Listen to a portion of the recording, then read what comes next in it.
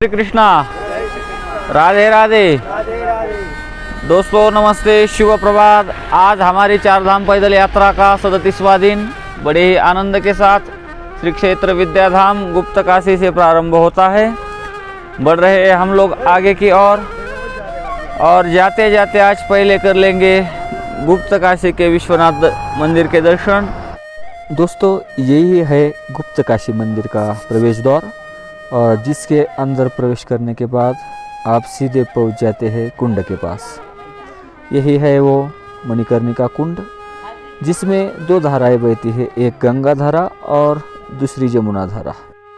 इन धाराओं के नीचे स्नान करके भक्तजन आगे मंदिर में दर्शन के लिए बढ़ते हैं। मंदिर में फ़ोटो लेना मना है, इसलिए हम लोगों ने सिर्फ बाहर का मंदिर का दर्शन आप लोगों को कराया। और ये पूरा मंदिर जो है पांडवकालीन पांडवों के द्वारा ही रचाया गया है और इतिहास में इस गांव का नाम मांडा था, ऐसा कहते हैं। और कहानी भी वही है कि पांडव जब युद्ध के उपरांत भगवान शिव जी के दर्शन के लिए उपासना कर रहे थे तो भगवान शिव जी रुष्ट होने के कारण उन्हें दर्शन नहीं देना चाहते थे।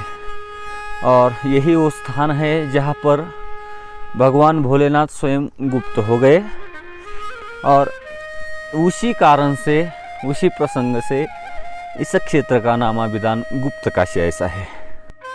और 3 काशियों में इस काशी को भी स्थान मिला है, जैसे कि वाराणसी स्थित मुख्य काशी।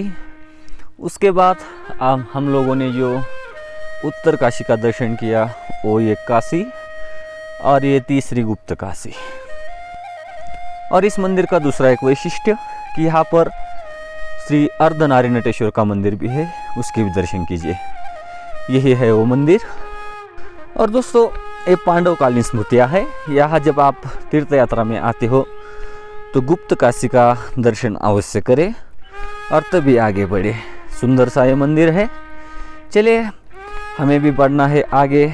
आप लोगों को जैसा हो सके गुप्त काशी का दर्शन कराने का प्रयत्न किया। और यहाँ पर ये गुप्त काशी इतिहास की जानकारी देने वाला फलक है। चलिए कीजिए एक बार फिर से दर्शन।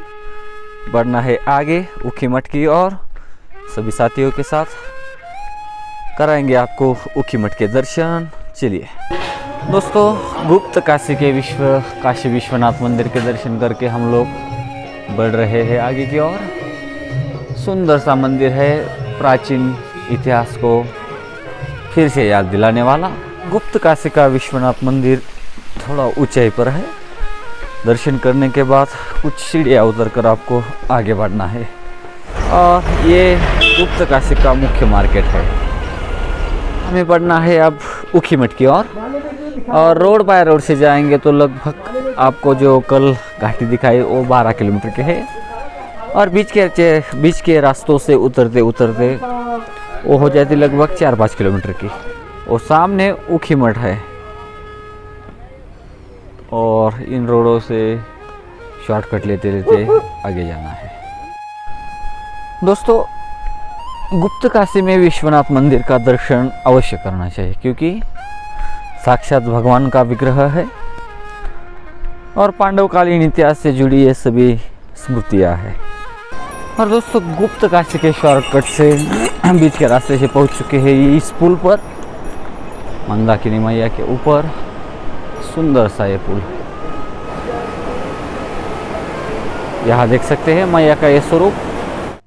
गुप्त काशी से बहुत आगे आ चुके हैं और यहाँ से ये गुप्त काशी का सुंदर सा दृश्य दिखाई देता। दोस्तों बहुत बड़ी घाटी चढ़ते हुए उतरते हुए पहुंच चुके हैं ऊखीमठ के पास। यहाँ से ऊखीमठ का चित्र और ये नीचे किसान अपने खेतों में मेहनत करते हुए। दोस्तों पहुंच चुके हैं ऊखीमठ के ओंकारेश्वर मंदिर। ये ओंकारेश्वर मंदिर का प्रवेश द्वार है। यहाँ से प्रवेश करते हुए मंदिर में बढ़ रहे हैं आगे। बहुत सुंदर सा मंदिर।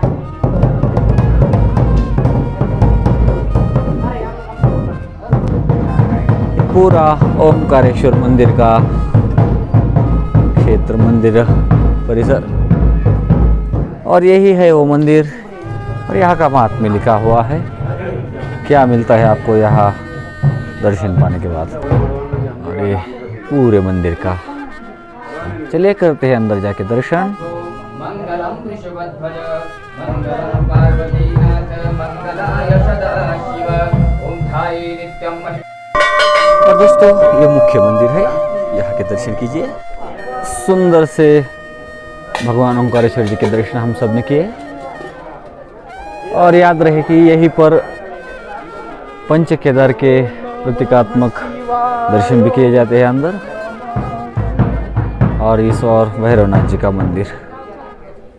और दर्शन के बाद इस और होते हैं भगवान के विश्राम स्थल के दर्शन, जहाँ पर कपाट बंद होने के बाद भगवान स्वयं विश्राम करने के लिए आते हैं। देखते हैं कैसा है अंदर, बहुत सुंदर।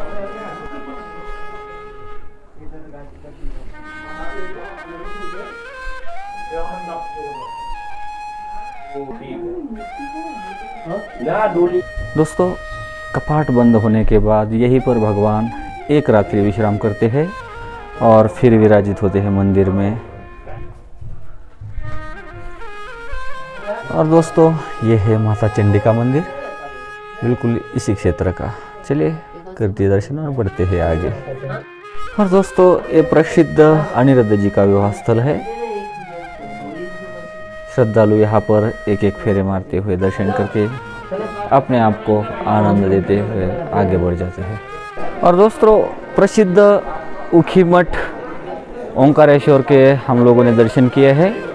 यहीं पर भगवान जी कपाट बंद होने के बाद विश्राम करते हैं और यही कपाट खुलने तक भगवान जी की पूजा की जाती है। ऐसा प्रसिद्ध ये मंदिर। आप जब भी आते हो तीर्थ यात्रा के लिए तो उखी मठ आने के लिए ना भूले। दर्शन तो पूरे हो चुके हैं, बढ़ते हैं आगे अपने लक्ष्य की ओर, धाम बद्रीनाथ की ओर। ओमकारेश्वर के दर्शन करके आगे बढ़ चुके हैं, चोपता की ओर निकले हैं। लेकिन आज फिर से मौसम बदल चुका है। हो सकता है कि बारिश हमें घेर ले। देख सकते हैं पीछे हमारे बिल्कुल मौसम बारिश का हो चुका है और वहाँ बारिश भी शुरू है। कभी भी बदलता रहता है यहाँ का मौसम। पूरी तरह से वहाँ बारिश शुरू है। हालांकि हमारे पास नहीं है अभी, लेकिन मौसम तो बारिश का बन चुका है। और यहाँ का ये अद्भुत नज़ारा प्रकृति का। और दोस्तों जो सोचा वही हुआ, आखिर यहाँ पर बारिश शुरू हो चुकी है। देख सकते हैं हल्की सी बूंदें यहाँ पर गिर रही है। और शायद अगर बारिश ऐसी ही रही तो हमें चोपता जाना मुश्किल हो जाएगा। कोई ठिकाना देखते हुए हमें यहीं पर रुकना पड़ेगा। देखते हैं आगे क्या है। और आखिरकार बारिश ने हमें पकड़ ही लिया था। इसी कारण हम लोग आगे बढ़ नहीं सके। और यही दिलमी धार नामक एक छोटा सा रेस्टोरेंट है जहाँ पर हम लोगों को रूम किराए पर लेनी पड़ी। और आज का विश्राम यही करके भोजन प्रसाद बना के हम लोग कल सुबह आगे बढ़ेंगे। जय श्री कृष्णा, रामकृष्ण हरि।